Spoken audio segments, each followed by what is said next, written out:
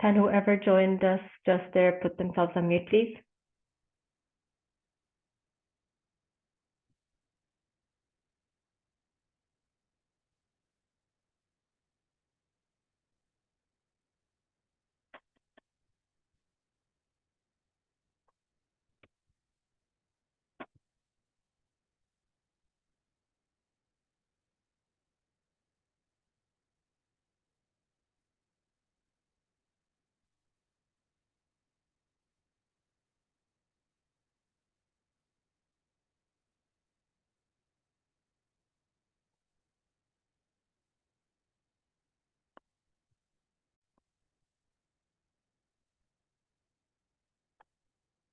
Okay, it's coming up to 2:05, so I think we'll get started.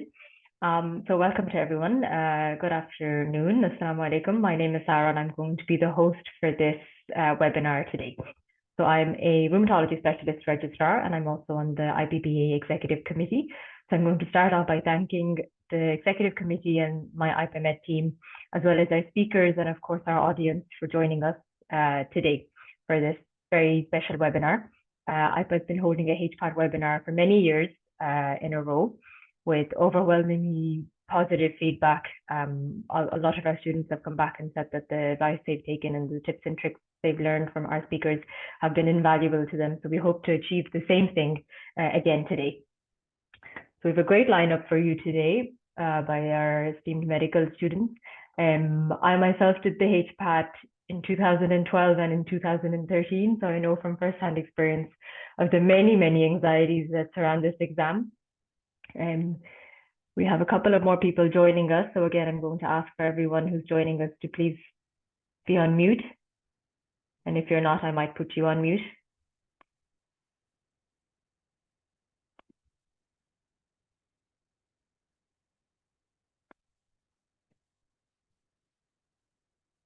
Okay, there's someone by the name of Iftikhar. If you could please put your Zoom account on mute.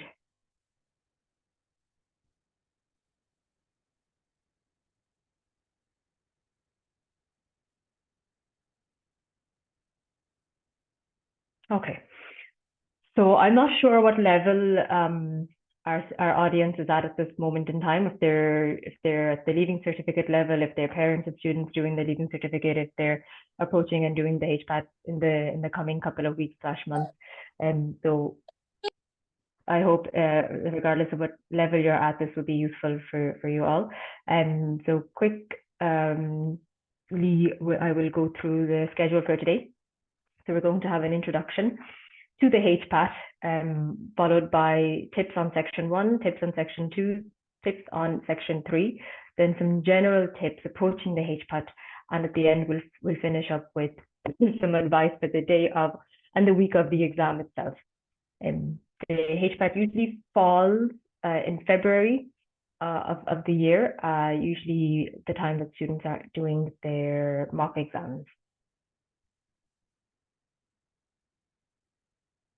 So what is the HPAT for those that may not know, or for any parents that are listening? It is the Health Professions Admissions Test, and it's the necessary exam for any student that wishes to do the undergraduate medicine in Ireland.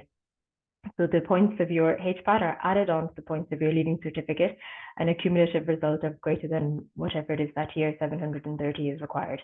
It's important to note that leaving certificate marks are capped.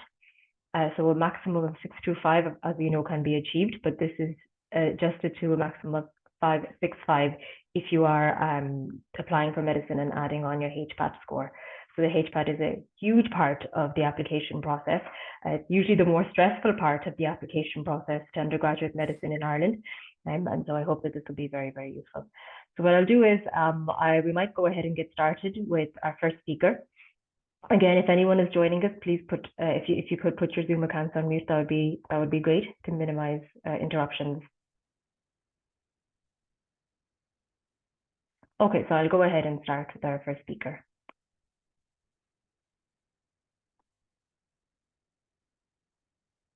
And I forgot to mention, we'll have a Q&A session at the end as well.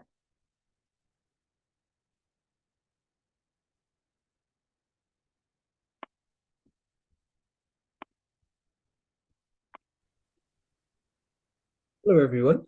My name is Ahmed Ashfaq, and I'm a fourth-year medical student at the Royal College of Surgeons in Ireland, or as some of you may know, RCSI. And I've just been asked about IPA today to speak a little bit about what the HPAT involves, some key general strategies, how percentiles work, and also subcomponents of Section 1 in particular. So what is the HPAT? The HPAT is essentially an aptitude exam. It's going to test your Section 1, your Section 2, and your Section 3. And Section 1 measures your ability to solve problems. And it also measures your ability to determine logical conclusions based on information that you're given, which is what me and Muni will speak about. Section 2 deals with your ability to understand how people are feeling and also how they're going to behave, which is what Adil is going to speak about.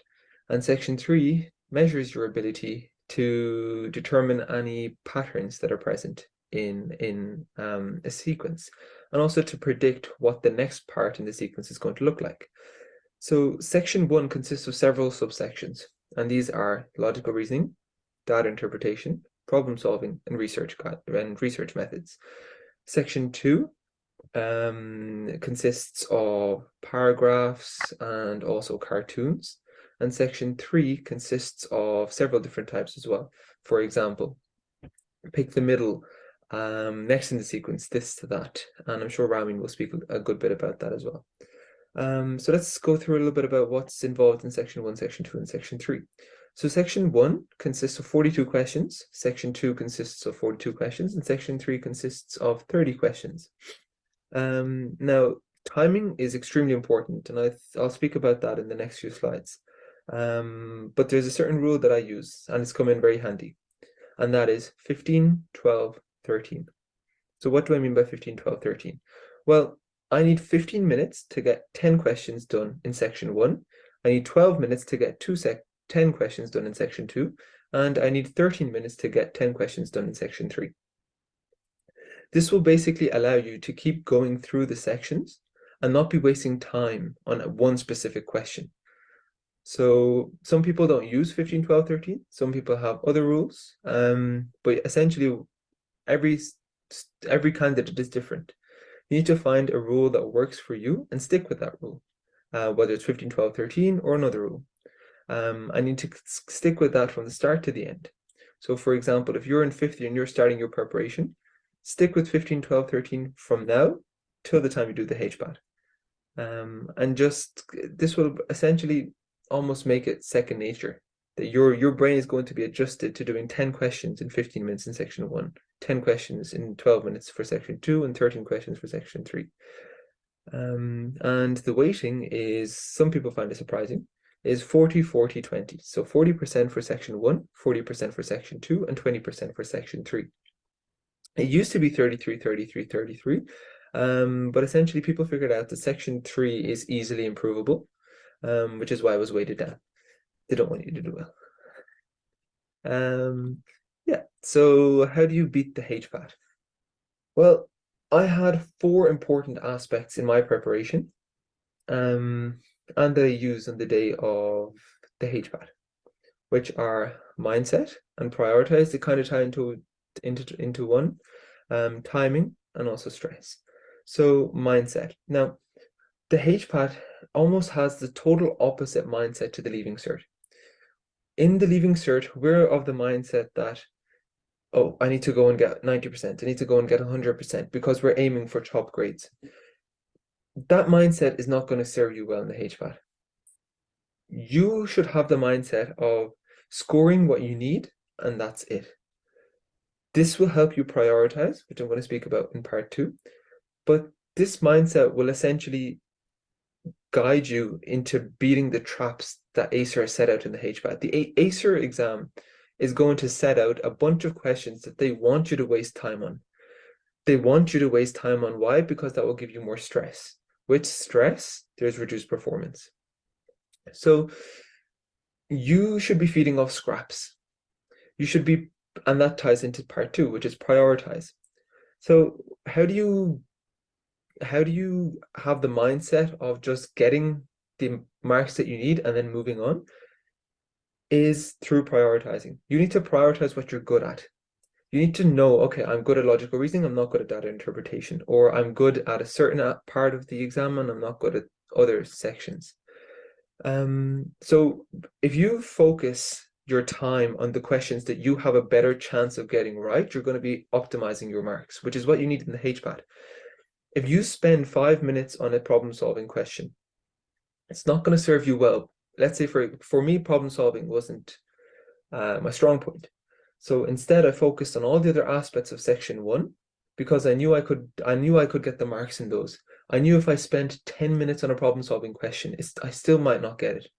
But if I spent a minute and a half on each of those sections on logical reasoning, data interpretation, research methods, I'd be able to maximize my marks. And I wouldn't waste time on questions that I know I'm not going to get right. Right? So that's the aspect of prioritize. You need to prioritize what you're good at so you can maximize your marks. Timing. And that prioritize kind of ties into timing as well.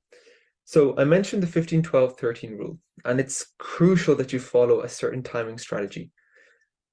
You need to ensure that you're not spending too much time on one question. We're all guilty of this.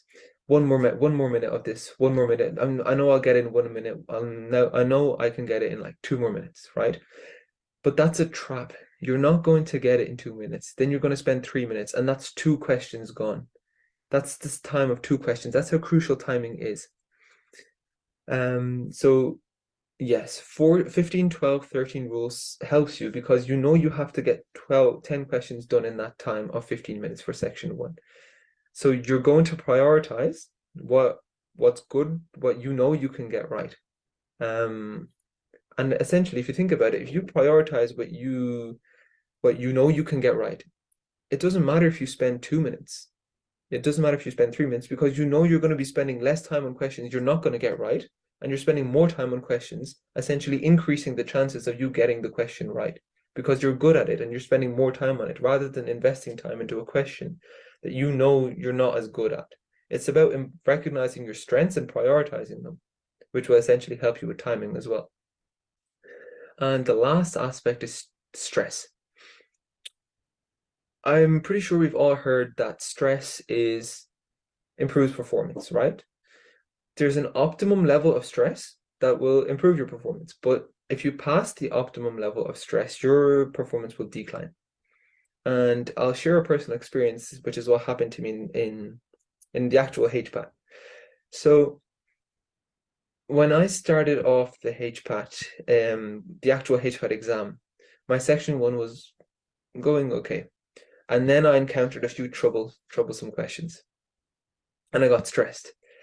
And I could feel my performance dropping. I know I've mentioned timing is crucial. But if you ever feel stressed, take this tip and note it down. Take 2 minutes. Just take 2 minutes to calm yourself. Just close your eyes, forget what you're doing. Just sit down and just close your eyes and forget about your surroundings. And just focus on your breaths. Take deep breaths in and out. Take deep breaths in and out. You might think, oh, but I'm wasting 2 minutes. That's the full question. In fact, probably even 2 questions. No, not essentially, because if you're working with stress, your performance is going to be decreased if it's past the optimum level of stress, which means you're automatically going to be spending longer time on questions. But if you take 2 minutes out and you calm yourself down again, you take deep breaths in and out, you get your brain refocused, you're going to be able to make up that time by doing those questions more efficiently. So essentially, when I experienced the harder questions in section 1, yeah, I could tell I was too stressed. I know questions that I should be getting, I wasn't getting. So I took 2 minutes out, calmed myself, and then got back into it, and it worked out. Right? So sometimes you have to take 2 steps back to take 4 steps forward. And that's the lesson about stress. If you ever feel stressed, which I know a lot of people will be in the actual HPAT exam, you'll have people crying beside you, like, not to stress you out, but it's the reality. And I don't want that to stress you out. But you should know that this HPAT exam is not like any other exam you've done. It's nothing like your physics test that you had in class. This is an important exam, which is why a lot of people will feel stressed. But just take a few minutes to yourself and just calm yourself. Drink water, not too much water, but just drink a little bit of water, and then calm yourself and then go again. If you need to do that once, twice, 3 times, it doesn't matter. As long as you're getting back to your optimum level of stress, that's what matters. Yeah, so mindset is different to the Leaving Cert. You should be maximizing your marks rather than attempting to get all the questions right. You need to prioritize the questions you're good at. Logical reasoning, data interpretation, whatever it is, and spend less time on the questions that you're not good at. And then timing. So 15, 12, 13, and don't spend too long on one question because that's going to take time away from other questions as well. And then stress. An optimum level of stress you do need, but if you feel too stressed that your focus is declining, you're not getting the questions right, deep breath, take 2 minutes to yourself and you'll be back to normal. Okay, so key strategies that have helped me throughout not just section 1, but just in all your sections, is the question stem. I mentioned before that ACER wants you to waste a lot of time so that you feel stressed.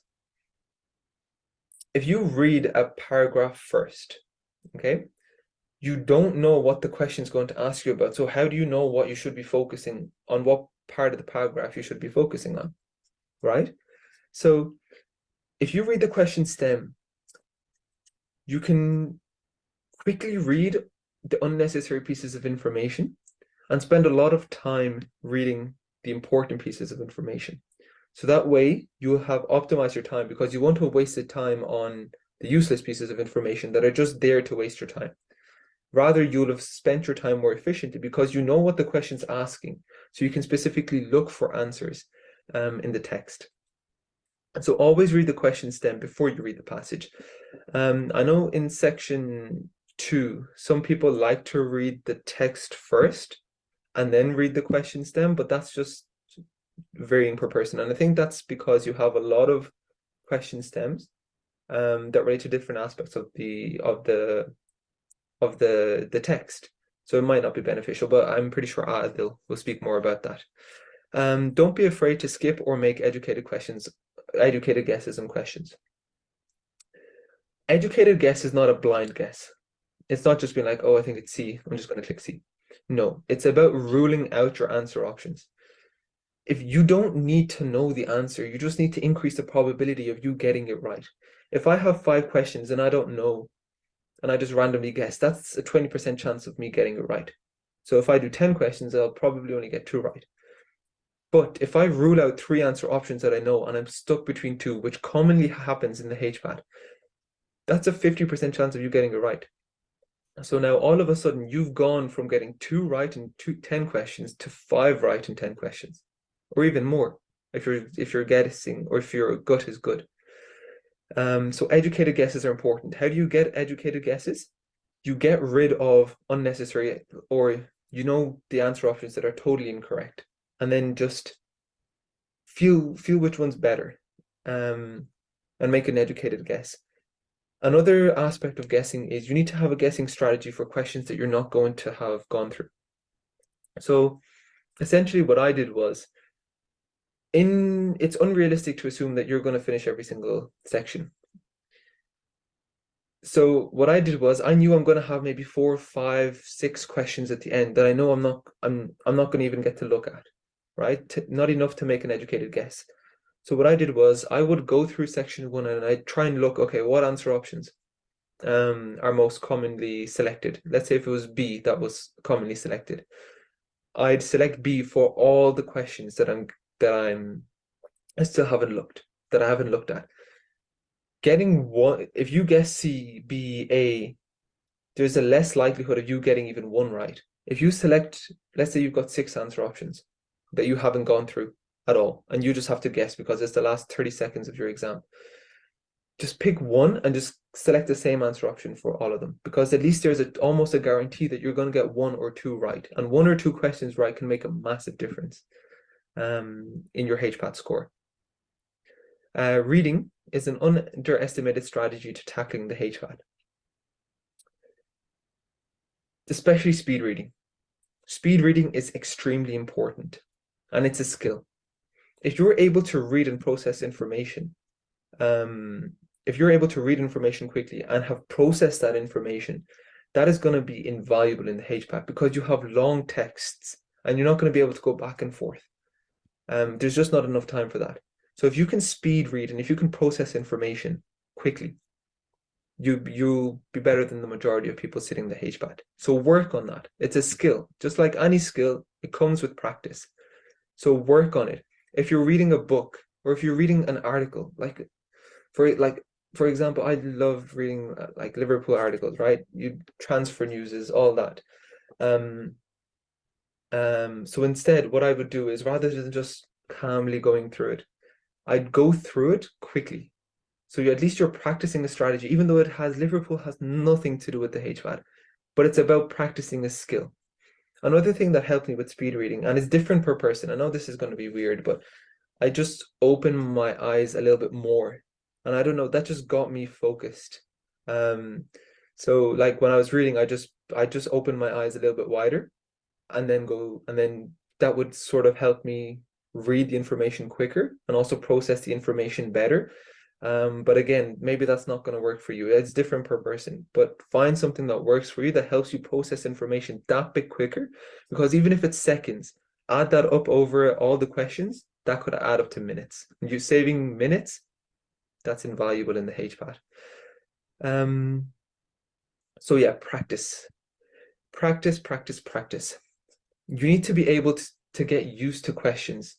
It's almost like the more you practice, the more you're going to be able to build up a strategy in your head that, okay, I know I've encountered this question before and I know how to do it.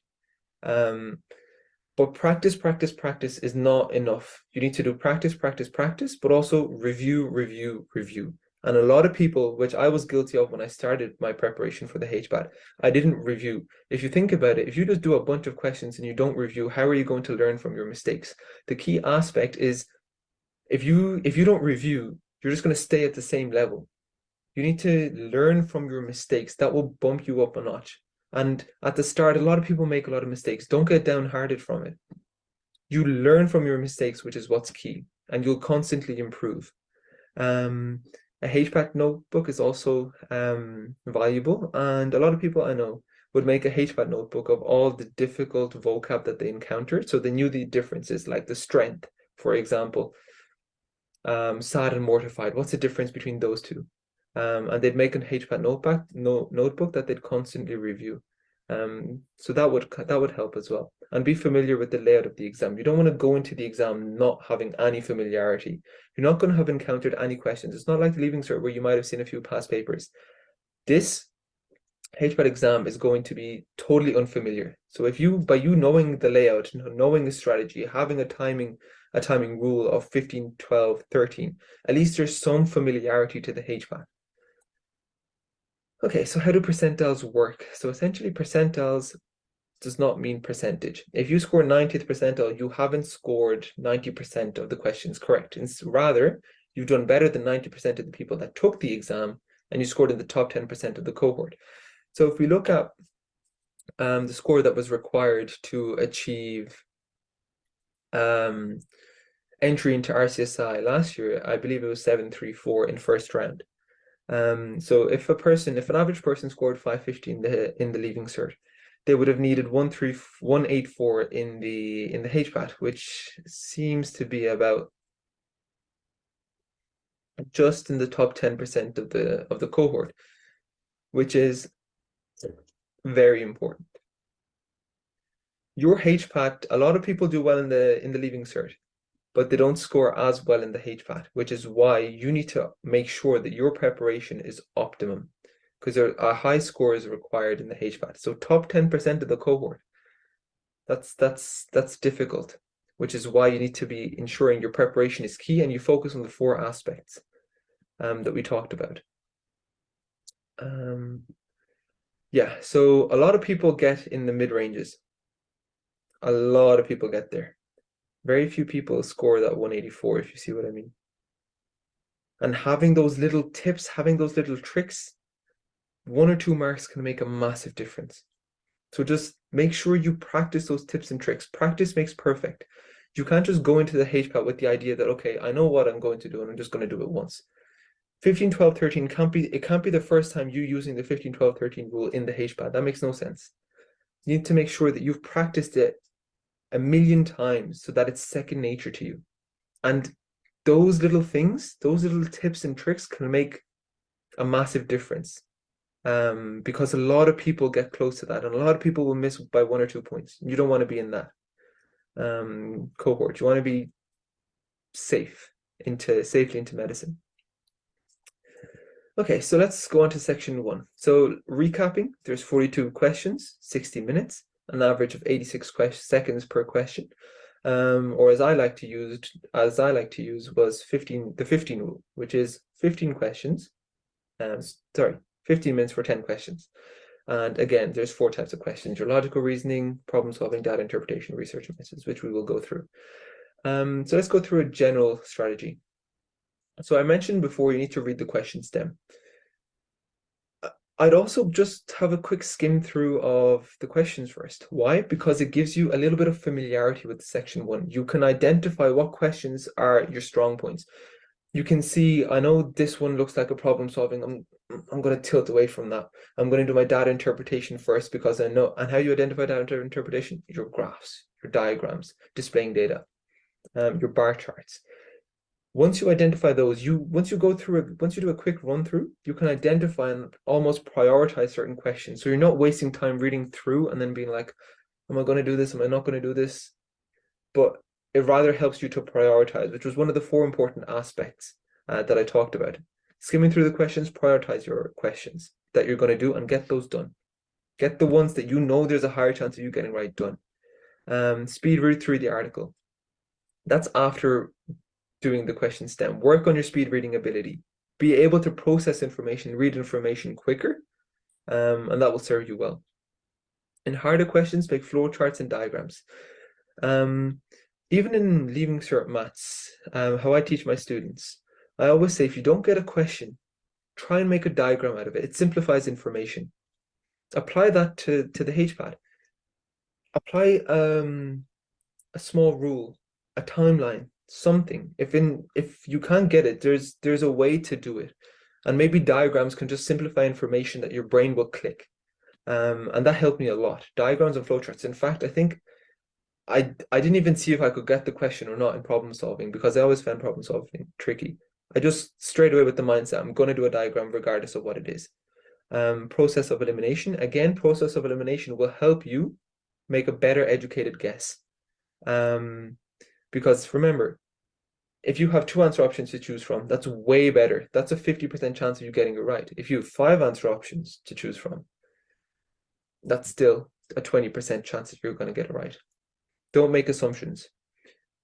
Sometimes in the HPAT, they're going to put in stuff that you know and make it incorrect according to the answer. So for example, we know that there's 24 hours in a day, right?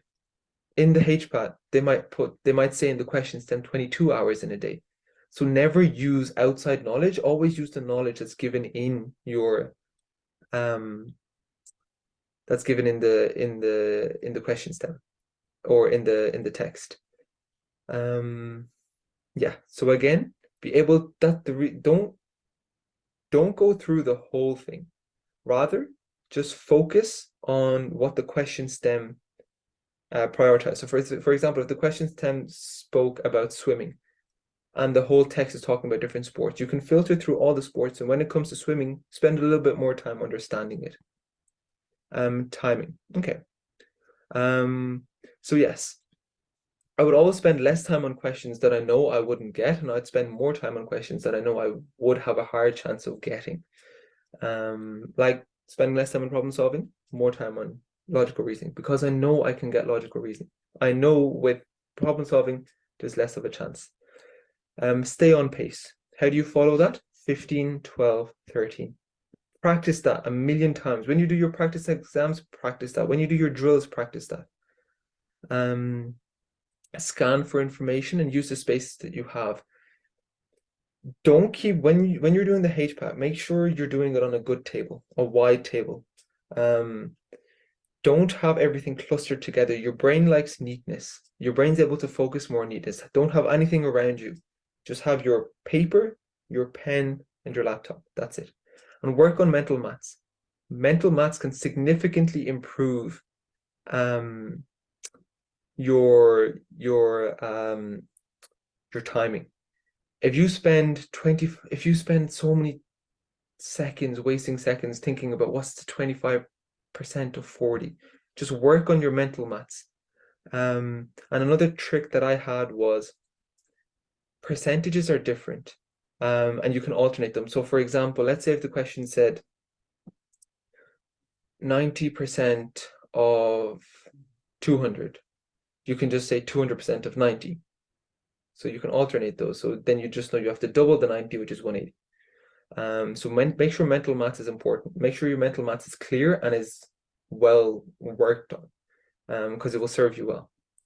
Logical reasoning. Okay, so what does logical reasoning involve? Logical reasoning involves a series of statements, and you need to select the response that can be most logically drawn from the information. Remember, please do not include outside knowledge. Common question stems would include which of the following can be inferred from the passage, which of the following cannot be true, and the passage best supports. There's a little trick here that a lot of people get caught up on. Which of the following cannot be true? This is the negative question.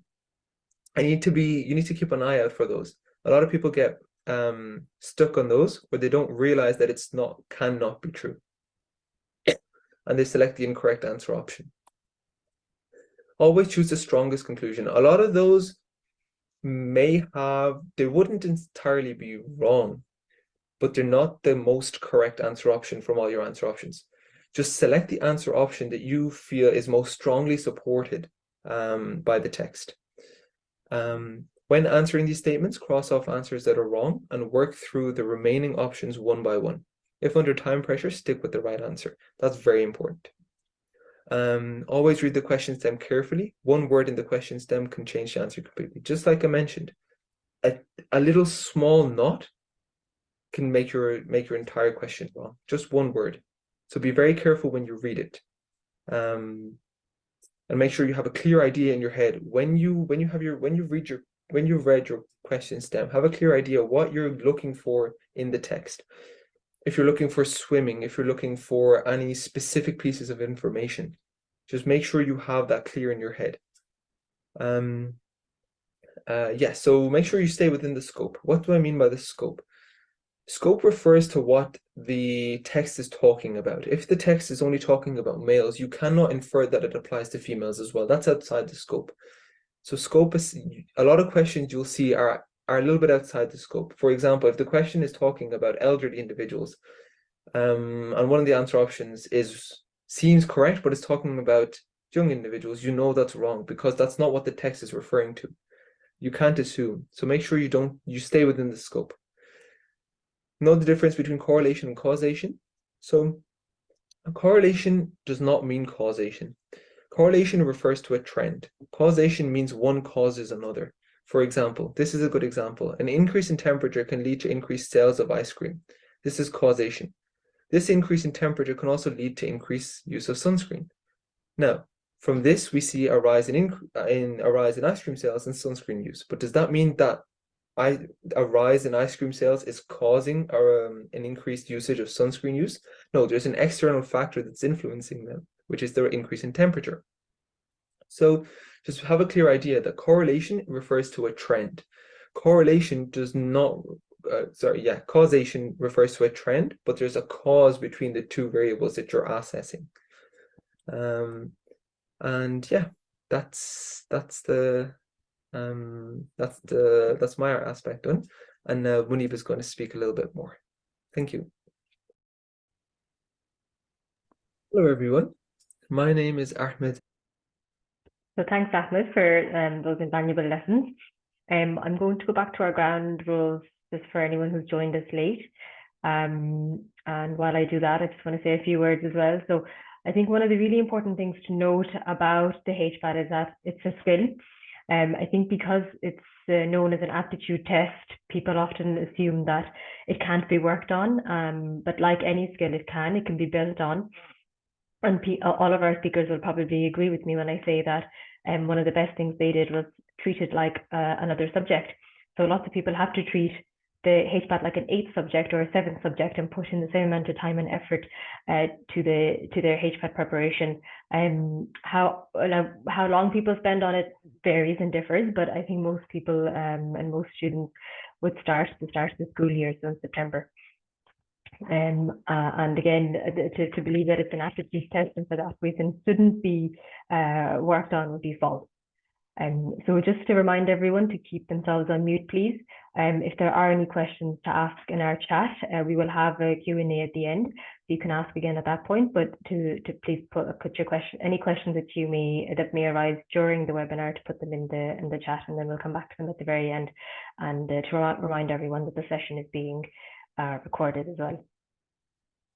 So our next speaker is Munib Kidwai, and he will also be speaking on section 1. Of course, it's a big section with numerous different styles of questions, so we'll try to address as many of the common ones as possible.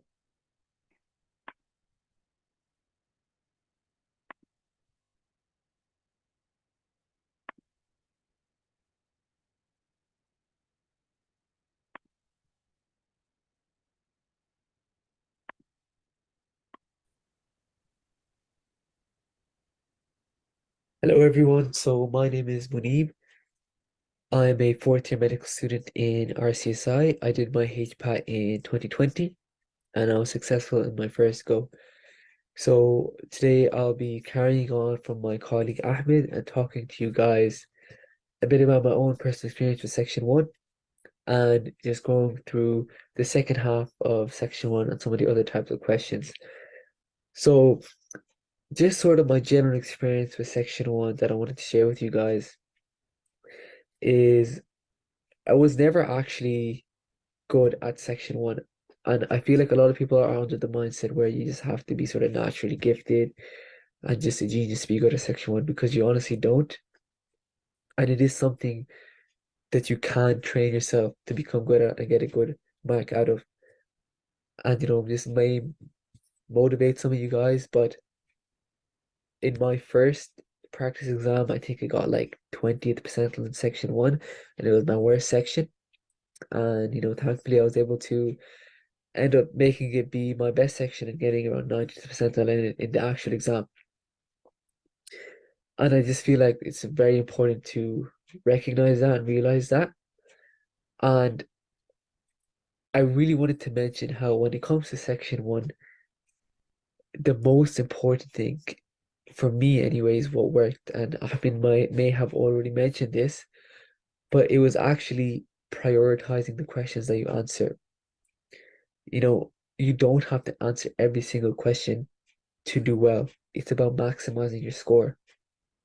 And this may seem surprising, but I think the best technique which worked for me and allowed me to do well was skipping, knowing when to skip a question. So, for example, personally, I was never the best at problem solving. So I always tried to leave them till the end and then attempt them. So, okay, just regarding skipping, obviously there's more to it.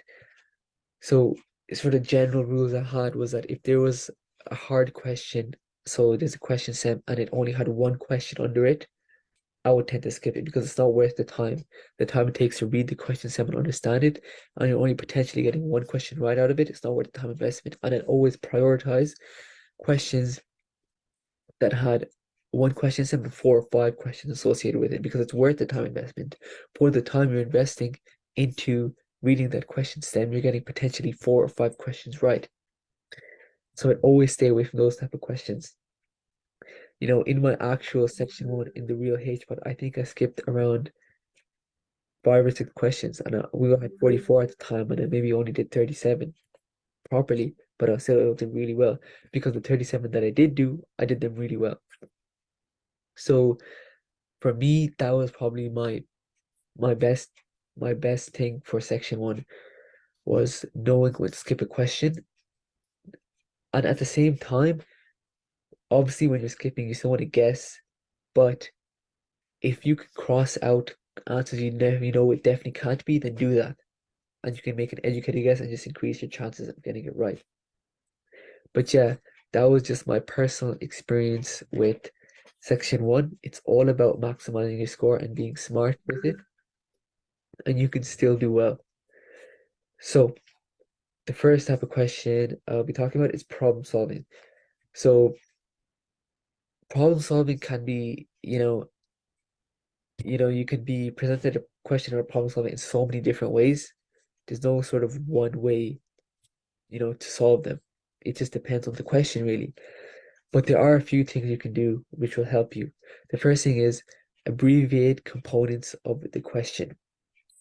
You're reading the question stem, important bits that you need to know, take them out and write them down.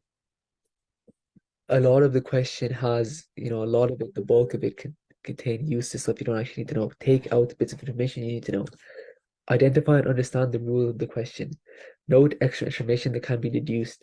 For example, if it tells you John is older than Connor and Connor is older than Adam, then you can deduce that John is older than Adam. So write that down. Write down J greater than C, C greater than A, and underneath that, J greater than A. You may be able to infer this from the data just by looking at it, but make sure you write it down because otherwise you might forget. Also, you can make your own whole number values in some questions, and this can really help. The question may seem hard with just percentages, but when you assign like a base number, it may seem way more easy. For example, if it says 20% of the population are vegetarian and 1% of vegetarians are vegans, we can let the population be 1,000. Therefore, there are 200 vegetarians and 2 vegans, and then attempt a question, and it'll be way more doable. In problem solving, you're looking for the correct answer and not just the best answer.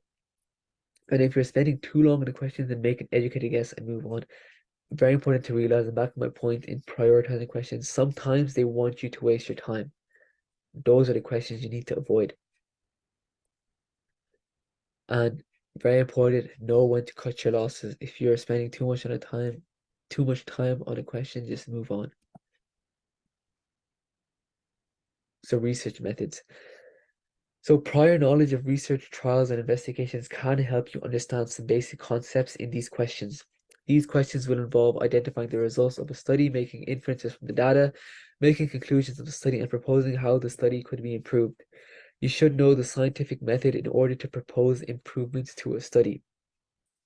This can be by ensuring that only one variable is changed from test to test, that all other factors are kept the same, and that there is a control group to compare to. Also remember that the number of people studied in the population matters. Higher numbers are better.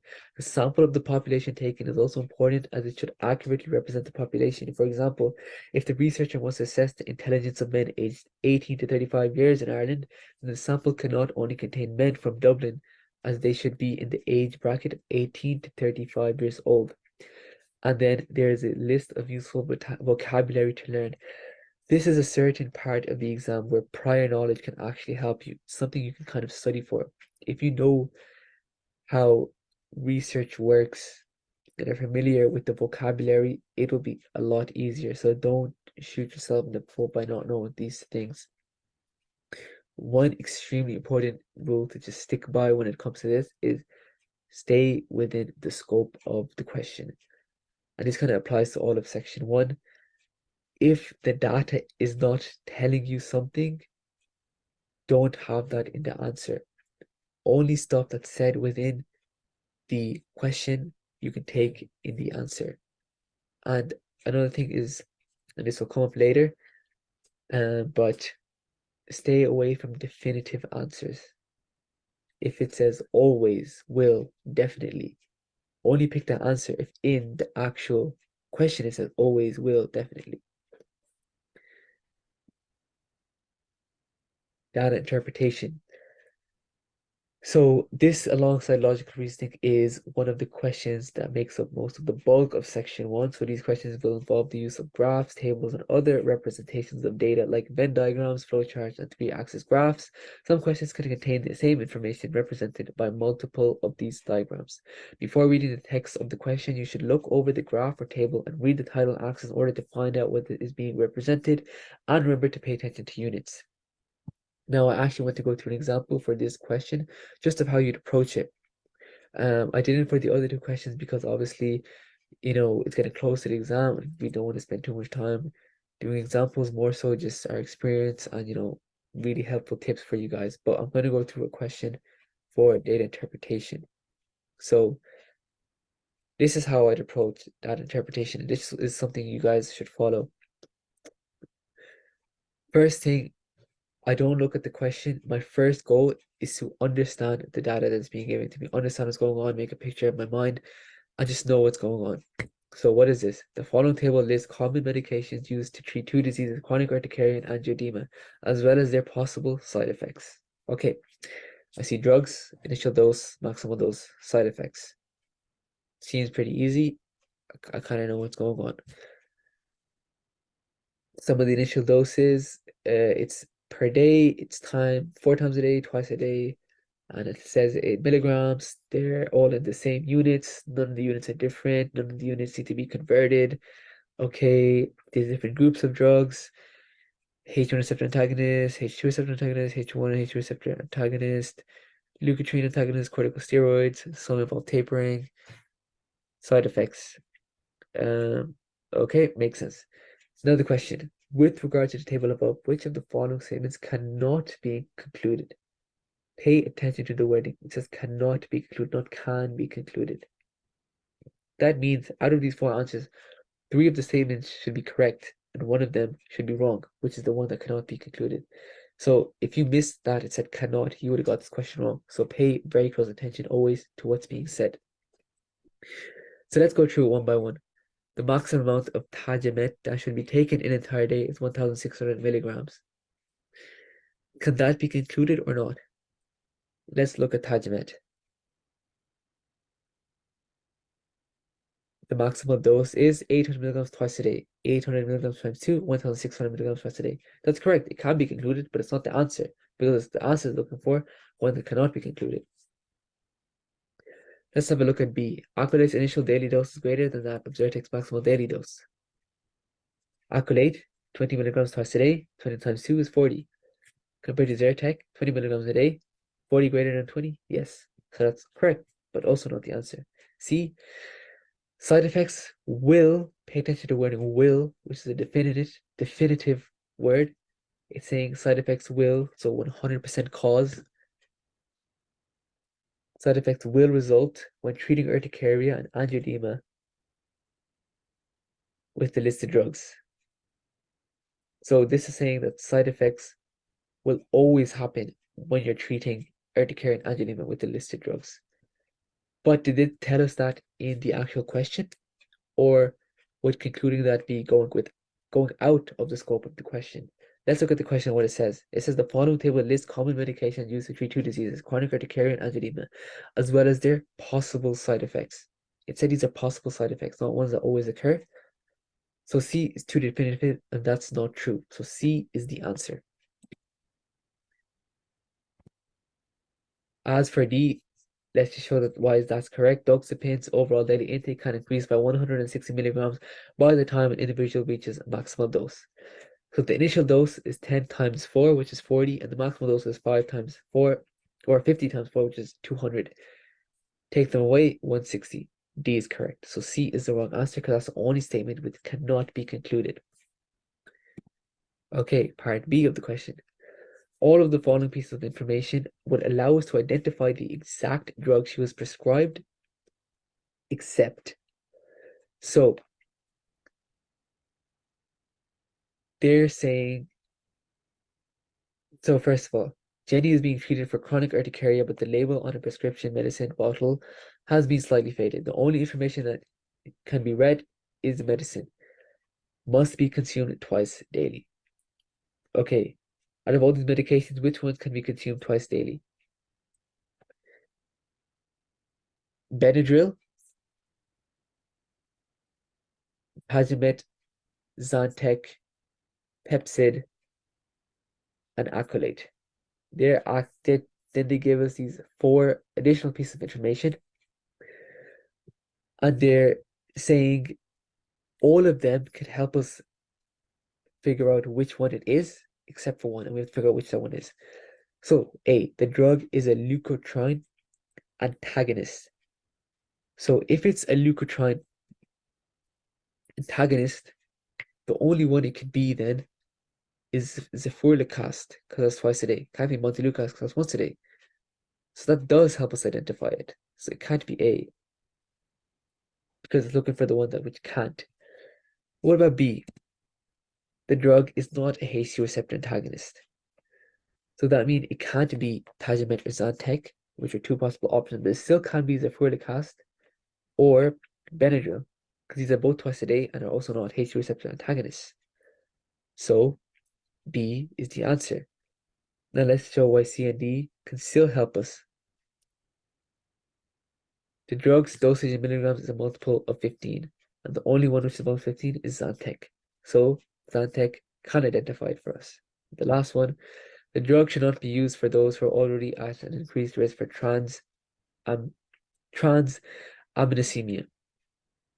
And Zantac is the only one that's twice a day, which has a side effect. So that would also help us figure out what the answer is. So out of these 4 additional pieces of information, B is the only one which still doesn't help us identify what the actual answer is. And that's why B is the answer, because it's looking for the one piece of information which wouldn't help us identify the drug that it is.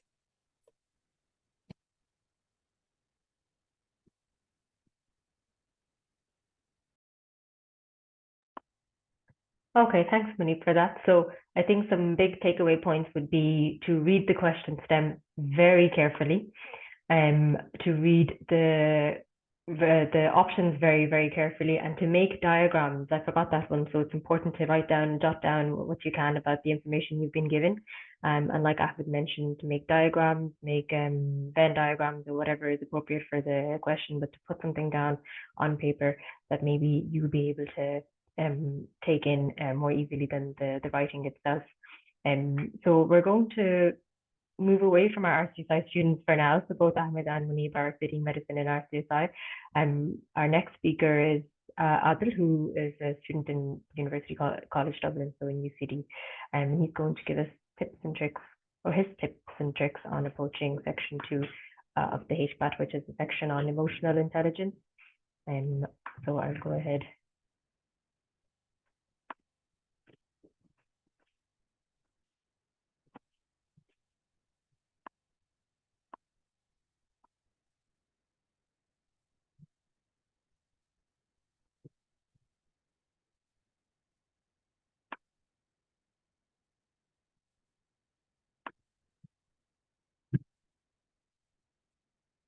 Sorry, now just give me a couple of moments.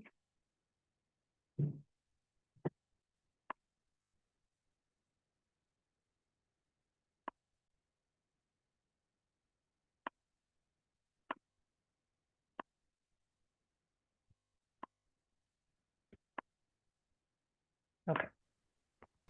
Hi, my name is Adil Mirza. I'm a stage 5 medical student from UCD. I did my HPAT in 2019, in which I scored in the 90th percentile. I'm going to be speaking to you a little bit about section 2 of the HPAT, which is about interpersonal understanding. So just to start off with a bit of general information about section 2. So you have 42 questions to get done in 50 minutes, which gives you 9 questions to get done every 10 minutes if you're using a checkpoint system. I personally found that the stems were quite long in the actual exam, so be prepared to read quite quickly. In my practice exams, I would usually have about 5 minutes to spare at the end. But in my actual exam, I pretty much had no time to spare at the end. So I would try and give myself a bit of leeway, or I would recommend giving yourself a bit of leeway in your practice exams and in your actual exam. Just so try and make sure that you're ahead of time, ahead of schedule, or like keeping within the time limits, so then you're not really struggling towards the end.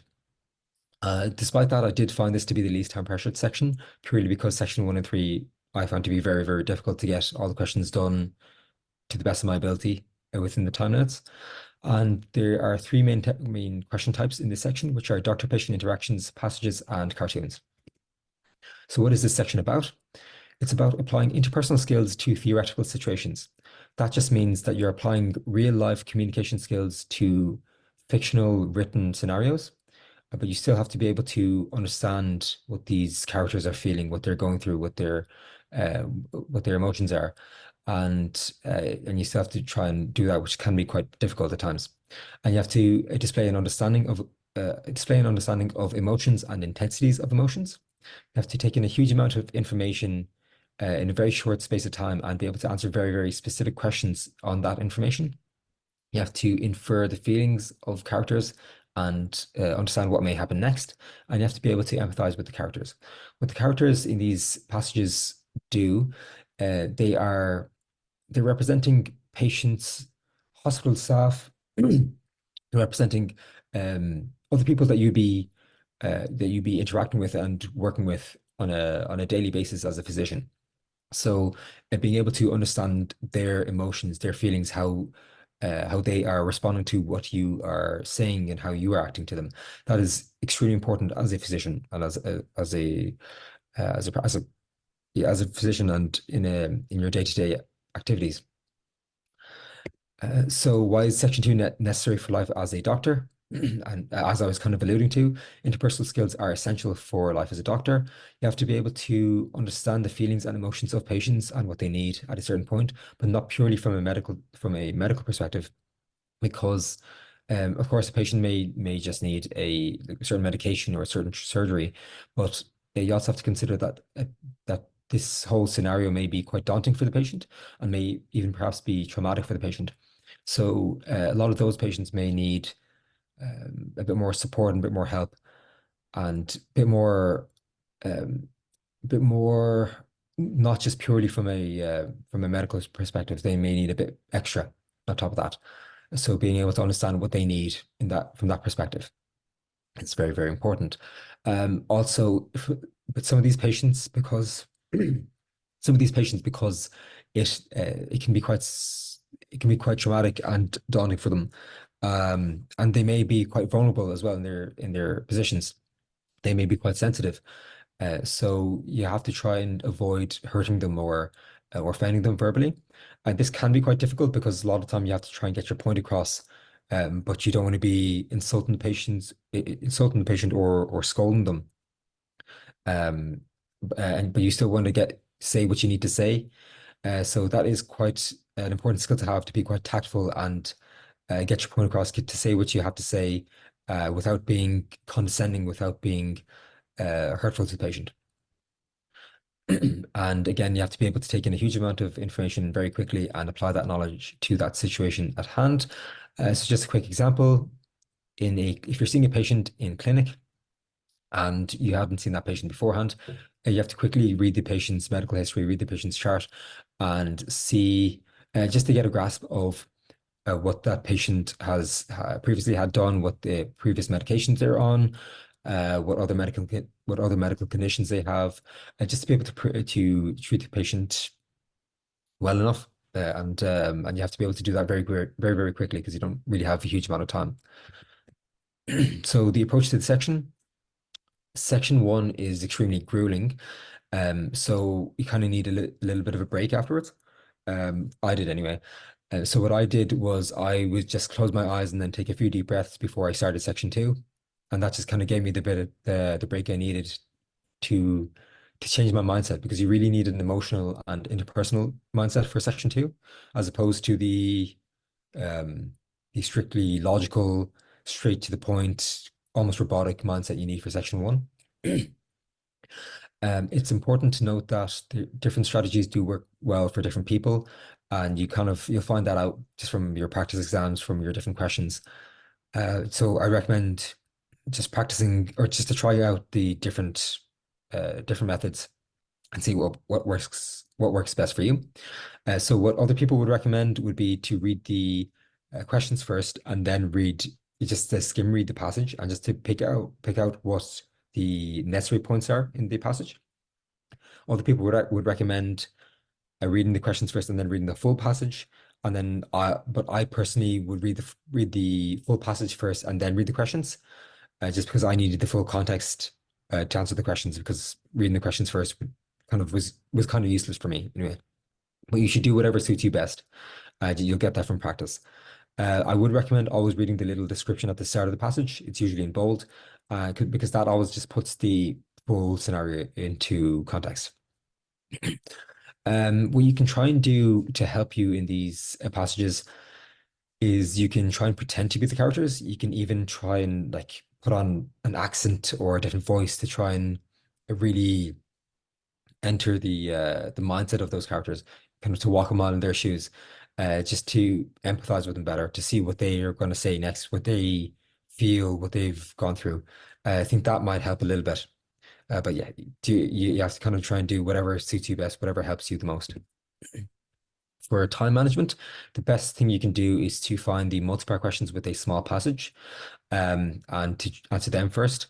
I found it easiest to answer those questions first, to kind of get them out of the way and really to kind of go ahead of the timing, on my expected timing.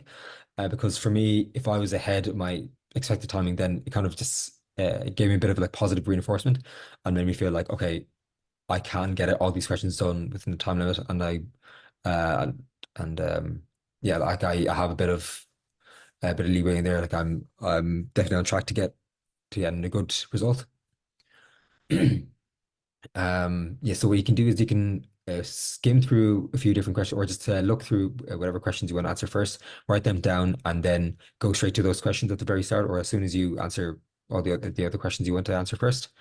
Also, cartoons are very helpful for saving time, because essentially there's very little reading you have to do in them, and you can answer them within like half the time as a passage question. The most challenging part of section 2 is probably the vocab. The vocab, a lot of the time you'll come across words that you've never seen before, or sometimes even words that you come across like very often, but like you keep on forgetting what the definition is. So what I would do is I would make vocab lists, and then I would write down the definition beside it and also some synonyms beside it. And then what you can also do is you can write down a few notes, like if a certain word is used in a certain context. Like for example, if a certain word is used in a positive context, or if another word is used in a negative context, that'll help you decipher which one or which option is the most relevant, kind of based on the full passage, whether it's a positive or negative context. So that'll help you recognize which answer is better, and it'll improve your performance in section 2, but also improve your performance in Leaving Cert English as well, because you're getting so much more vocab, and you'll find that in your essays your language mark will just shoot up because you're using so much more, far better, like for wider variety of different vocab, different words. This is an emotion intensity wheel. So the way this works is that the closer the word is towards the center of the wheel, the more intense the emotion is. So just an example, in the red on the left, if to be annoyed at something would be quite a mild emotion. You then a bit more intense would be to be angry at something, and then if you completely lost your mind, then you'd be enraged at something. So then that's kind of how it works. Then the words in between the spokes, the way that works is it's kind of like a combination of the words on either side of it. So just on the right, if you are apprehensive or concerned about a certain situation, but you're still accepting to go through with it, you'd be considered submissive. So what you can do is you can make some of these, some of your own wheels like this, and then put in your own words, and you can use them as study tools and guides, and that can be quite helpful. A few tips for preparation. So you can read a few fiction novels, and that can help. A lot of people do say that helps a lot. That helps a lot. And you can kind of treat it as a question, because a lot of the questions come directly from fiction novels. So you can try and do the same thing. Like you can put on a voice, an accent, or whatever, and try and guess what the characters are feeling, try and see what they're likely to say next. what they're going through, trying to understand their point of view. You can use a few speed reading apps. Of course, practice is key. Is key. So, yeah, doing as many practice questions as you can will be very important. Just a word of warning, though. Like for me, personally, I was better at section 1 naturally, and my section 2 was quite poor. So then what I try and do is just do like loads of section 2 questions. So eventually my section 2 got quite good, but my section 1 was just declining just drastically. So, and like I remember in one of the practice exams, I pretty much only done section 2 questions for like 2 weeks prior. I got like 90th percentile in section 2, but section 1 dropped down to like 20th percentile, which is obviously very concerning. So yeah, trying to find a good balance between the questions would be very important. Because section 2 is quite subjective, like the answers can be quite subjective for us anyway. Doing the questions with other people can be very useful. Like try and get like if a few people in a group, and then you can discuss the answers to different questions, and you can be in a scenario where like 3 people can come up with 3 different answers and justify them quite well. So what's best is if you discuss those answers and then reading the actual answer and then the explanation behind the answer. Then you can kind of see what line of thinking the examiner wants you to have, what you're supposed to have for the actual exams. And then you can kind of tailor your thinking based on that. And that'll hopefully get you a few more questions correct. Then vocab, synonyms, and definitions lists, again, very important and very helpful.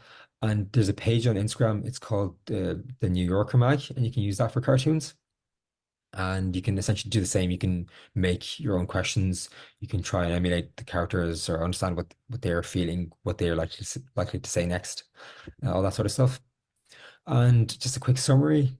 So just for the time management, answer the multi-part questions with a small passage first. I remember in my HPAT exam, there's a question, and I think the passage was like about an A4 page and a half long, and there's only like one question attached to it, and that question was fairly it was one of the first kind of questions. So then if I did that first, I think that would have knocked me off my timing. So that wouldn't have been a great thing to do. Whereas like because I did that kind of towards the latter stages, I was able to just rush through it like, really quickly and just kind of pick an answer a lot quicker than I probably would have done if I did it towards the start. Again, yeah, stems tend to be quite long in the actual exam, so be prepared for that.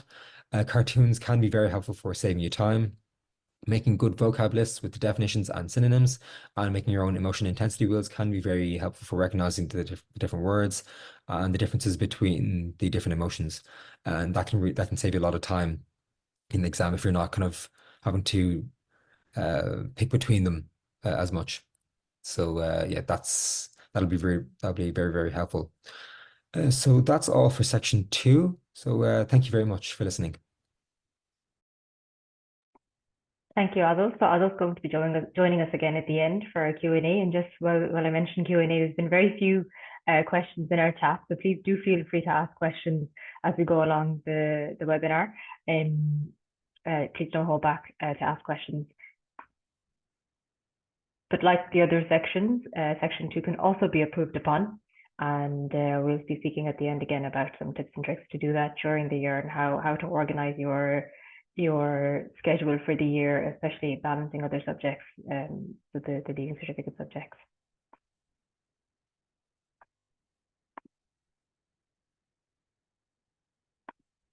Right, so our next speaker is Ramin, who will be speaking about section 3, which is definitely the easiest section to improve upon, because the same sort of questions come up, the same pattern of questions come up. And once you've gotten the hang of doing them, that's half the battle, actually. Hi everyone, my name is Ramin and I am a 4th year medical student at RCSI. Today I'll be speaking about section 3 of the HPAT and giving you a brief overview of the types of questions that you can expect. So to start off with some general information about this section, it tests your non-verbal reasoning, And this basically means that you need to be able to find logical patterns in shapes and figures. There are 30 questions in this section that must be completed in 40 minutes, and that works out at about 80 seconds per question. Section 3 is worth 20% of the total exam, so it's worth a bit less than sections 1 and 2, which are worth 40% each. And in this section, you'll find 4 main types of questions. Next in the sequence, pick the middle, missing segment, and transformations. And I'll be going through an example of each of these question types in the following slides. So let's start off with next in the sequence. So in this type of question, you have to figure out which answer option would fit most logically in this series of shapes. So what would come next? And as you can see, there's a lot going on in this pattern, but once you break it down, it makes it a lot easier to come to the correct answer. So first of all, we can see that these different elements are moving across the shape as the sequence goes along. So it appears that each element moves one step clockwise. So if we look at this oval, it moves one step clockwise across the series. So logically, if we look at the trapezoid shape here in the fourth shape, in the next one, it should be in the top right corner, right? So looking at all the answer options, they all have trapezoids in the top right corner, except for A. It has a circle, so A can't be the correct answer, so we can eliminate A. And next, you might notice as well that as the shapes move from one position to the next, they're also rotating. So if you look at the oval, for example, it's rotating 90 degrees. So when it moves from the top left corner to the top right corner, it rotates 90 degrees. And this is the case as well for this diamond shape and for the circle shape as well. Therefore, the trapezium shape also must rotate 90 degrees. And if we look at the answer options, the only two that satisfy that criteria are C and E. So both B and D must be incorrect as well. Next, we're left with two answer options, C and E. If you come to this point, what you want to do is compare both of these for any differences. So they almost look the exact same, except when you look at the circle in the bottom right corner, in C it's small, whereas in E it's large. So let's go back to the sequence to figure out which one's correct.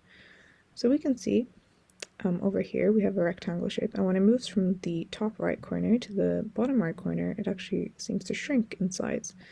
And this is true as well for this oval shape and for this diamond shape. Therefore, this circle here, when it moves to the bottom right corner, it must shrink in size. Therefore, C has to be the correct answer and E is incorrect. So that's next in sequence. Next, we'll move on to pick the middle type questions. So what we have here is a series of shapes that can be arranged in a logical sequence, and what you have to do is figure out which option would be in the middle of that sequence. And this can seem very tricky, but there are a few strategies that you can use which can help you with this type of question.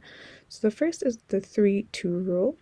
So the 3-2 rule is essentially when three of the shapes have a clear difference to the other two, those three shapes will typically be in the 1, 3, and 5 positions. So one of them must be in the middle. So in this case, we can see that there's a square in the center of the sun in A, B, and C, but there's no square in D and E. Therefore, D and E can't be in the middle, and we can eliminate them both. So Next, there's another tool we can use, which is called mapping. And that essentially involves drawing out the main shape, so in this case, this sun shape, and marking in where each element is located. So if you can see, there's a black dot that is present in all of the images. So we're going to map out where it's located. So the reason we do this is because it actually makes it a lot easier to identify the pattern of movement of the element. So if we draw out our sun shape and we mark in where the black dot appears in each answer option, it basically helps us visualize the pattern. And I suppose the most simple pattern in this case would be that the black dot moves one position clockwise each time. But we can see from this map that that's not the case. That doesn't seem to be the pattern here. So we can look at other patterns of movement. We know that the first shape in the sequence has to be A, B, or C. So let's pick B, for example. And then let's say the black dot moves one position clockwise to E. Following this, let's say it moves two positions clockwise from E, so 1, 2 to A. After that, it moves three positions clockwise to D, 1, 2, 3. And finally, it moves four positions clockwise to C. So this is the most logical and simple pattern in this case, B, E, A, D, C, and A must be the correct answer because A is in the middle. So that's pick the middle. Next, we have a different question type, which is missing segment. And in this question type, you have to figure out which of the answer options will most logically fit into this grid here. And usually what you'll find is that there's going to be different patterns across the columns and rows of the grid. So let's have a look at the columns first. We can see that in the first column, that the shaded shape is always the middle shape. In the second column, the shaded shape is always the innermost shape. So logically, in the third column, the shaded shape must be the outermost shape. So we can see that B does not fit this, so we can eliminate B. Next, let's have a look at the rows of this grid. And across the rows, you can see the order in which the shapes are arranged remains constant. And therefore, D must be incorrect because the circle and the trapezium are in the wrong position. So we can eliminate D. So we're left with A, C, and E. And they're quite similar, but if we have a closer look at the rows, we can figure out the pattern. And we can see that as the shapes move across the row, they rotate 90 degrees each time. So, and the full shape, all three shapes rotate 90 degrees. So, in this case, when this triangle here rotates, it's going to be pointing downwards. And the base of the trapezium is also going to be pointing downwards. And only C satisfies this. E and A are both in the incorrect position, so the answer must be C. Moving on, we have transformation type questions. And this is a bit of a newer question type that's been introduced into section 3. And they're quite similar to missing segment questions, but there is some added rules. So for example, in this particular pattern, you can see that we have different shapes accompanied by arrows. And basically what these shapes do is they are assigned a function that transforms the image that the arrow is pointing to. So for example, if we look at the star, what it does is that it rotates the image 90 degrees clockwise. If we look at this circle, what it does is that it turns the black circle inside the square from black to white. So you can see this is true for all the instances where a star or a circle is present. And then as for the square, what it does is that it actually removes the white circle in the previous shape. So it removes the white circle. So if we look at the top left square here, we know that what's going to happen when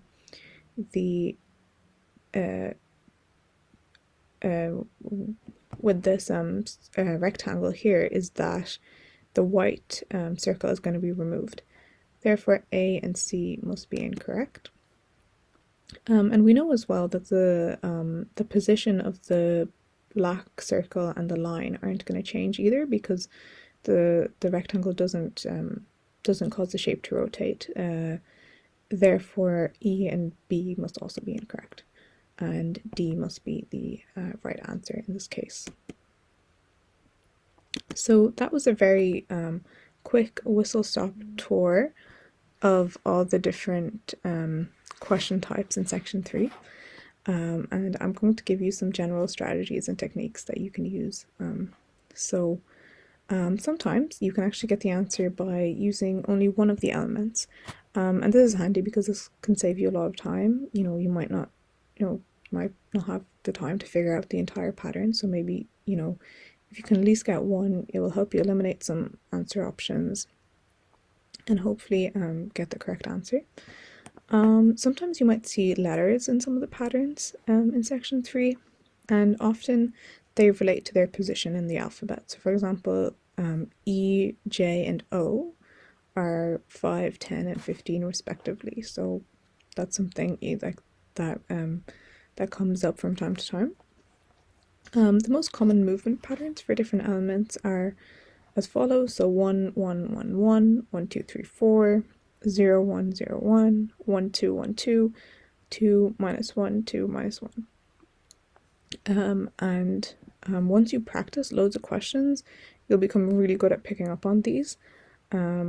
So yeah, it's really all about practice. As I mentioned, mapping and the 3-2 rule are very useful for pick the middle type questions. Yeah, very helpful for eliminating answer options and also coming to the correct answer.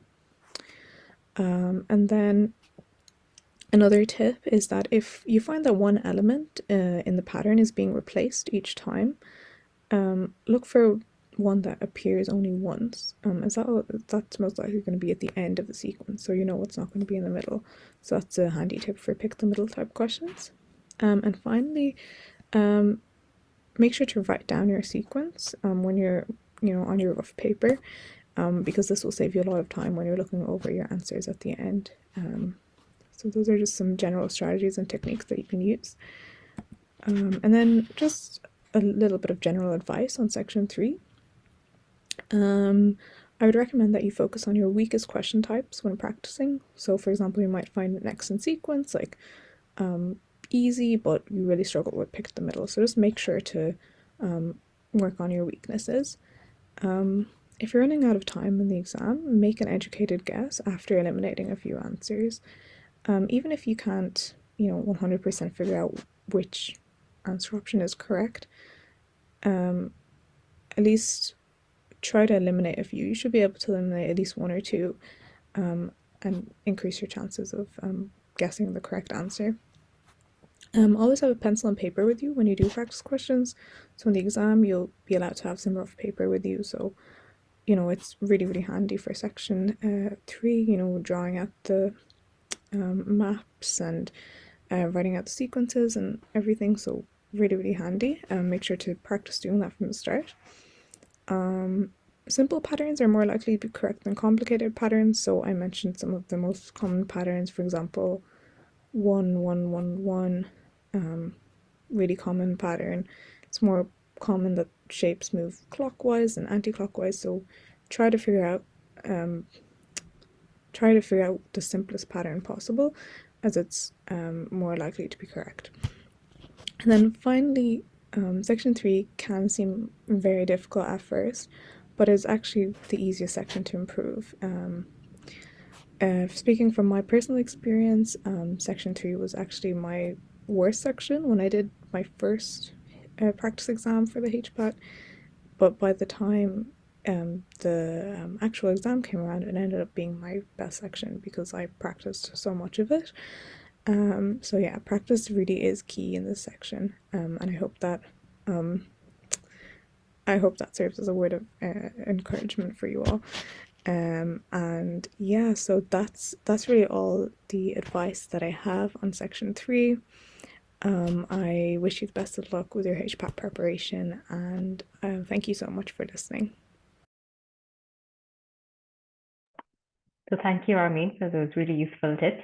I think it's important to note that all 4 of our speakers today spoke about the section that they were actually weakest in.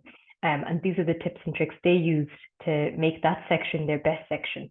So I think if anyone is new to the HPAT or hasn't really figured out how to approach it, then their tips and tricks should be taken as gold. So we're going to move away from the sections and talk a bit more generally as to how to approach the HPAT overall, how to maybe structure your study during the course of the year, how to and when to do your practice drills, your practice exams, and then we'll have some advice on what to do the week of and the day of the exam as well. Please do ask questions in the chat, because we will have a live Q&A at the end.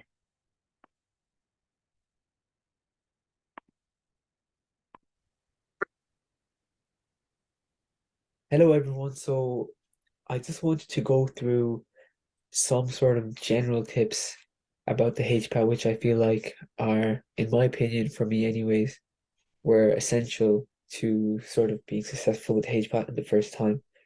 So these aren't really specific to any section, specifically, just in general stuff, which I think all of you should know, and it might have already been said or might be said by some of the other people, but I just really wanted to emphasize on them and make sure that you bring them home with you. So the first thing is a timing technique.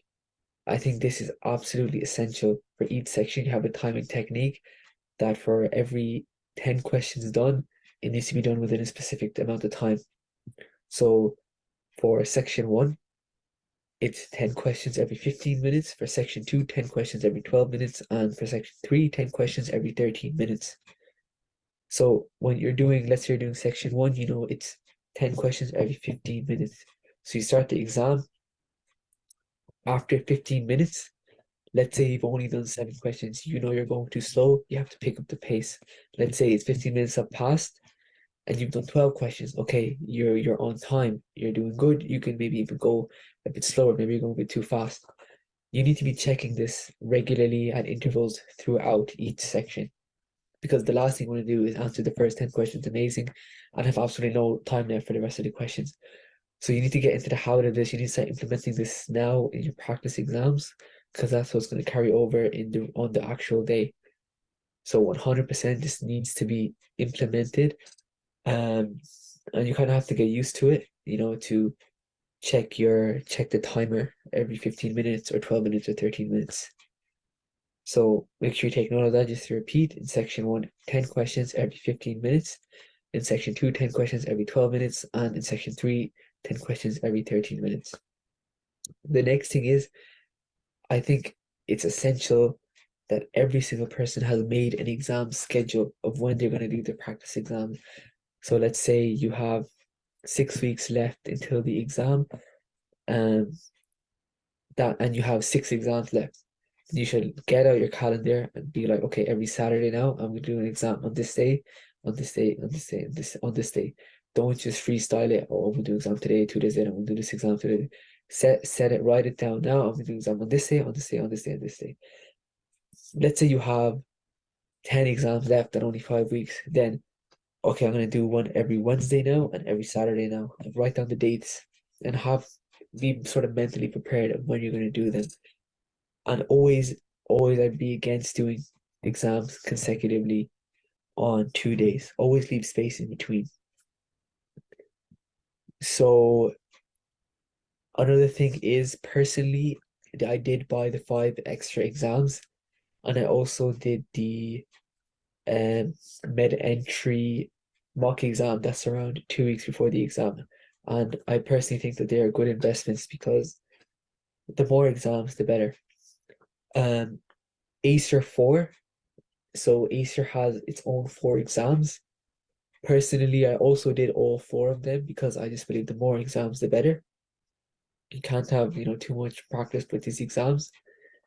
But if you're only going to do one, then 100% you have to do ACER 4 because they say ACER 4 is the most like the actual HPAT. And I can agree with that. So what you should do is you make sure you do ACER 4, but what you should do is it should be the last exam that you do before the actual HPAT. And you should not do any exams within the last week of the HPAT. You should take a 1 week break before the actual HPAT. And the last exam you do should be ACER 4 because it's most like the actual HPAT.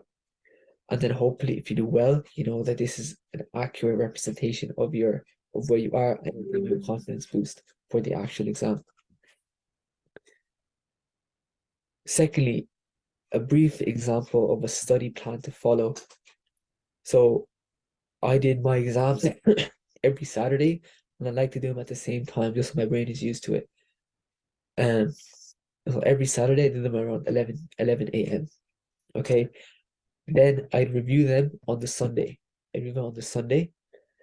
And your reviewing technique is extremely important. So how to review. So this is how I reviewed my exam. And you should be spending just as much time reviewing the exam as the time you spend doing the exam. But the first thing I do is I retry all the wrong questions. So section 1, there's an option to retry all the wrong questions. I didn't read any solutions, anything. I retry almost like I'm doing the exam again in full exam conditions, timed as best as I can. Section 2, I retry all the wrong questions. Section 3, I retry all the wrong questions.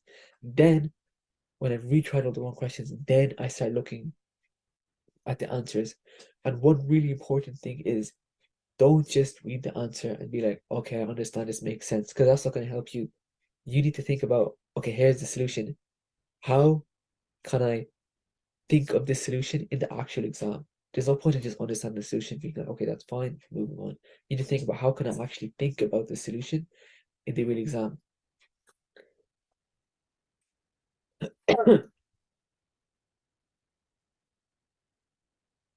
Then the most important thing is,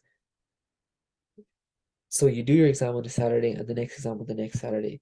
What you need to do is from each exam, you need to identify your weak points. So my weak points are my vocab in section 2, my section 1 problem solving, and my section 3 pick the middle. Then throughout the week, you're going to target these weak points. You're going to go onto the guides.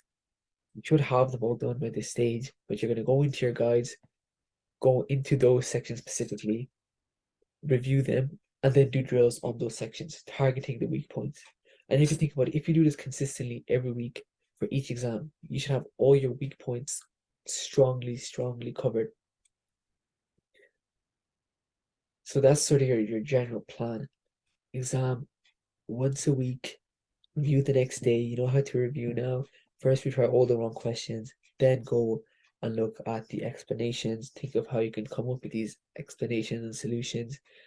Identify your weak points, write them down, and then target them throughout the week. An absolute essential for me was having a vocabulary copy for section 2. Make sure you have a vocabulary copy.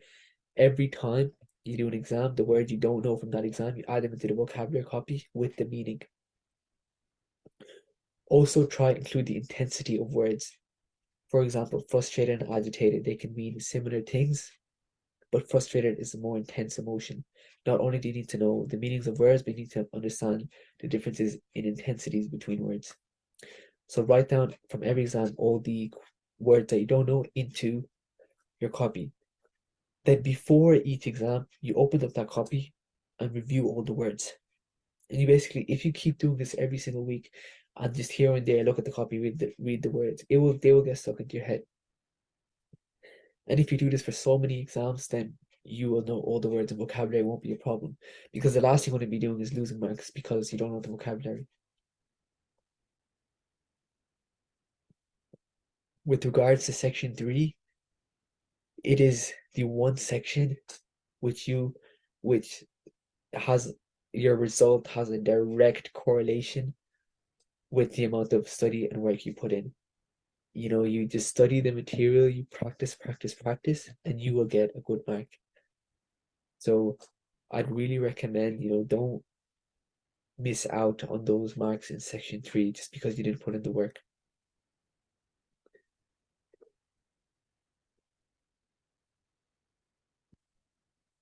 And yeah, those would be sort of my general tips with the HPAT, which I feel like kind of the backbone and the foundation of why I did well.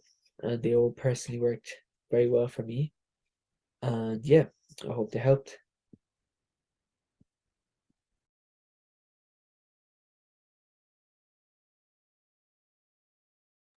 Great. Okay, and then finally some tips and tricks for the day itself.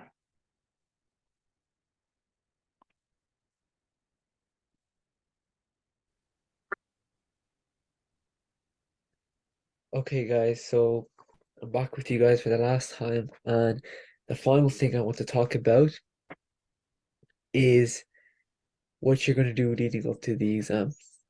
And this is just as important as all your tips and how to study and how to approach it.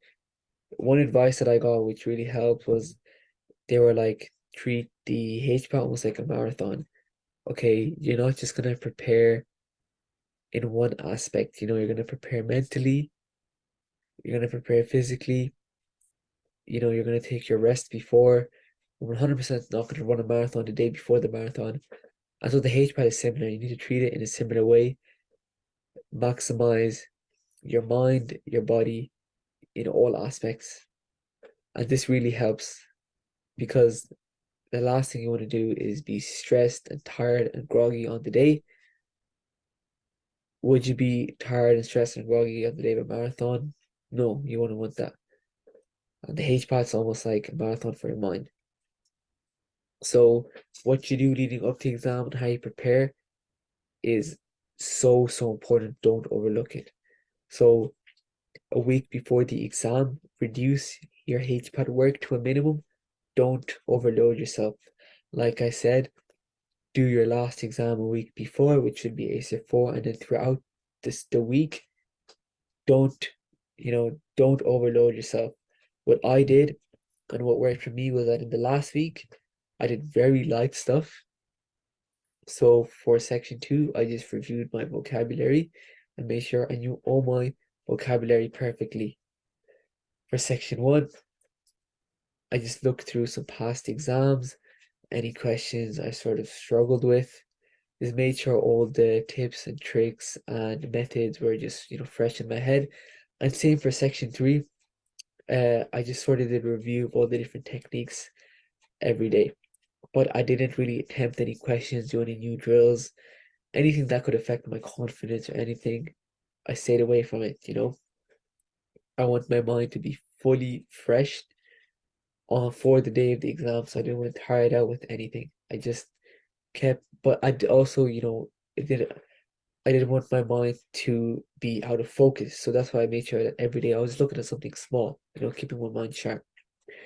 Extremely important, get into a good sleep routine. Sleep and wake up at regular times. If you're sleeping at 2 a.m. every single day leading up to the exam, and you wake up early on the day of the exam, your brain won't be used to it. You want your brain to be used to everything for the day of the exam. You don't want to put yourself through something new on the day of the exam. Get into a good sleep routine. Sleep and wake up at regular times so that whatever time you need to wake up on the day of the exam, you're able to wake up at that time and not be groggy, not be sleepy, be fully refreshed. Check out the exam center if possible so you become familiar with the location and plan your route, plan everything.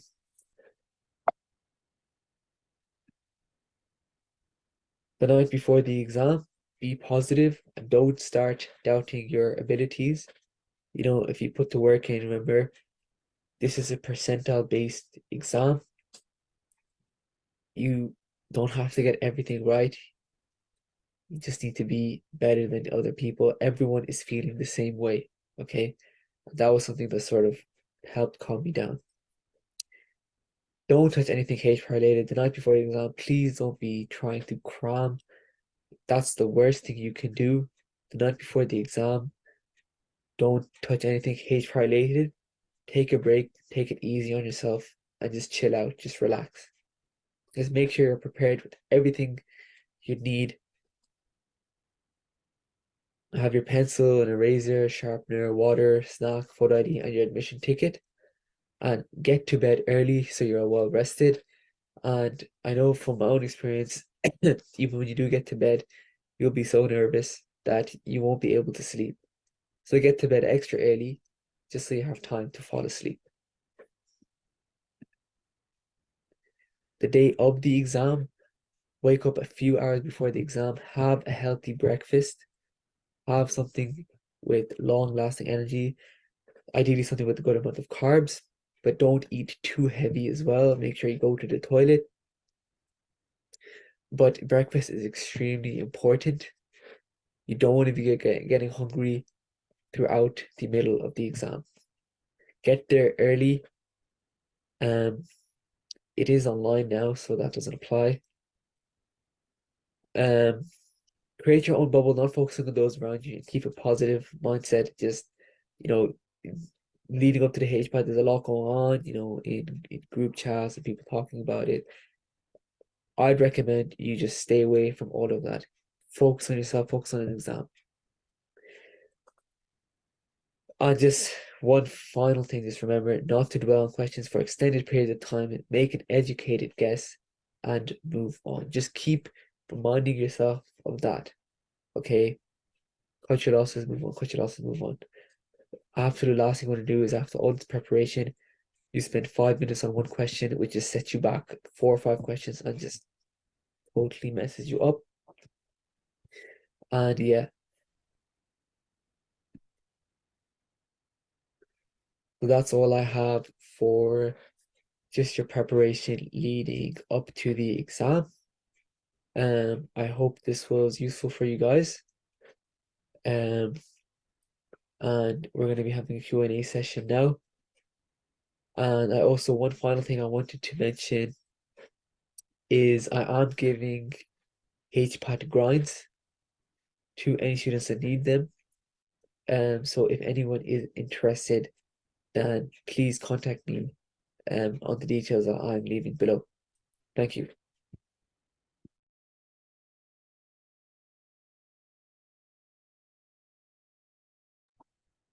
Okay, so those are our 4 speakers. So lots of useful tips and tricks. We're going to move on to Q&A.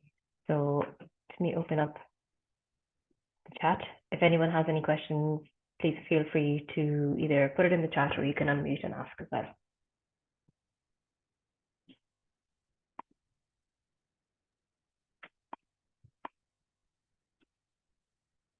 No, clear as mud. It's clear as mud for everyone.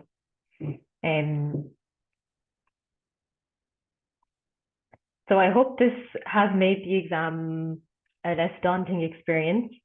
Again, I did the HPAT back in 2012 and it was only around for 2 years, actually not even 2 years. I was the second year to do it ever, so we've come a long way since then. So David Vaughan is asking if I can see his webcam. No, I don't think I can, David.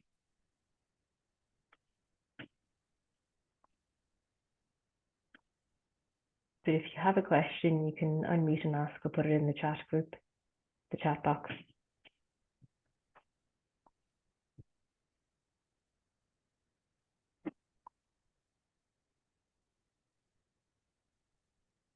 No, okay. So I do hope that this has helped. And again, if anyone wants to contact any of our 4 speakers for more advice, you can do. Which package of med entry is best for 5th years? Yeah, do any of our speakers want to answer that?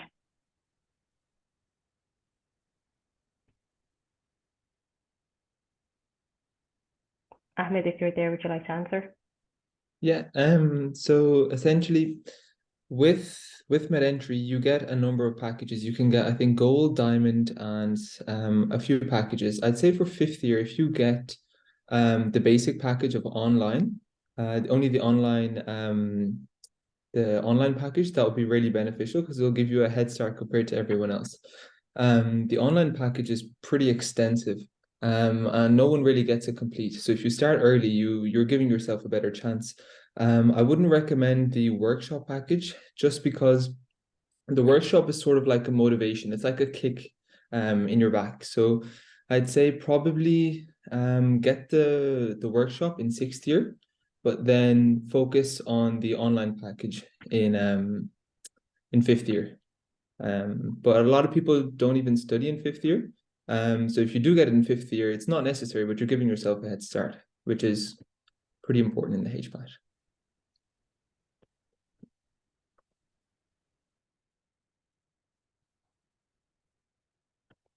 Okay, good. I hope that answers your question. We'll give it another couple of seconds and then we might wrap up. Okay, I think we'll call it a day. So thank you to everyone for joining us on New Year's Eve. And please, if you follow IPPA will have a lot more webinars and useful things. So we support not only our current doctors in training, but also our aspiring doctors and our future doctors as well. So thank you again to everyone for joining us.